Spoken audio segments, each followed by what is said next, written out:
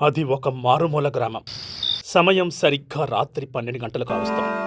Software engineer అయిన కార్తీక్ తన స్నేహితుడి పెళ్లి కోసం సొంత ఊరికి వెళుతూ దారి తప్పి ఒక పాత బంగ్లా దగ్గర ఆగాడు.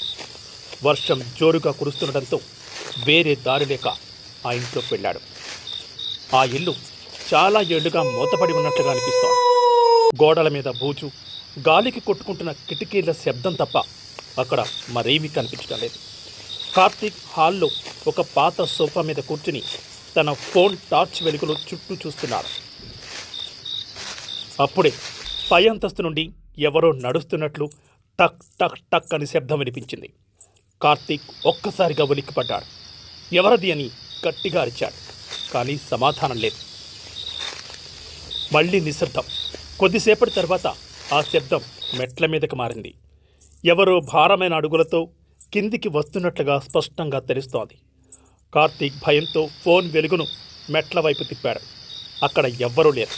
కానీ మెట్ల మీద ఉన్న ధూళిలో అడుగు జాడలు అప్పుడే పడుతున్నట్లు కనిపిస్తున్నాయి.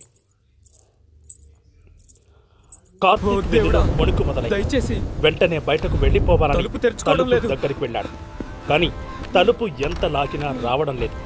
ఎవరో బయట నుండి గట్టిగా పట్టుకున్నట్లుంది. అప్పుడే అతని చెవి దగ్గర ఒక చల్లని గాలి తగిలింది.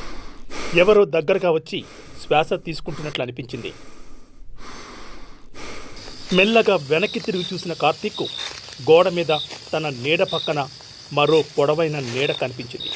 కానీ అక్కడ మనిషి మాత్రం లేడు. ఆ నీడ మెల్లగా చేతులు చాచి కార్తీక్ మెడవైపు రావడం మొదలుపెట్టింది. భయంతో కళ్ళు మూసుకున్న కార్తీక్ గట్టిగా అరుస్తూ తలుపును ఒక తన్ను తన్నాడు. ఆ దెబ్బకు తలుపు తెరుచుకుంది.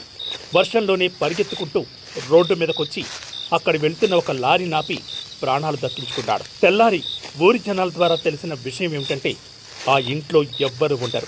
కానీ రాత్రిపూట అక్కడ ఆశ్రయం పొందిన వారు మళ్ళీ కనిపించరని, ఆ నీడ ఎవరిదో ఇప్పటికీ ఆ గ్రామంలో ఒక మిస్టరీనే.